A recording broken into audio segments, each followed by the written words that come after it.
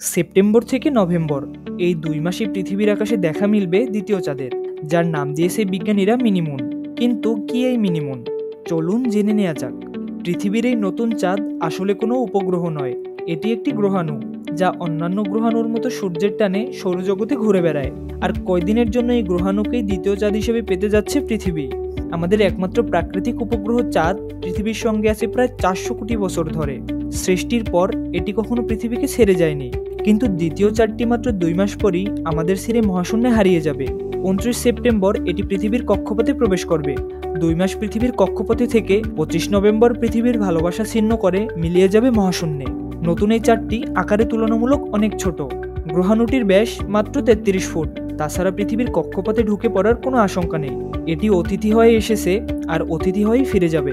তবে এমন ঘটনা এটাই প্রথম নয়, এর আগেও এমন অতিথি চাঁদের সাক্ষী হয়েছে আমাদের পৃথিবী। একটি 2006 সালে, অন্যটি 2020 সালে, যাদের স্থায়িত্বকাল ছিল যথাক্রমে 9 মাস ও 3 বছর। তবে এখন প্রশ্ন হচ্ছে, এই মিনিমুন কি খালি চোখে দেখা যাবে?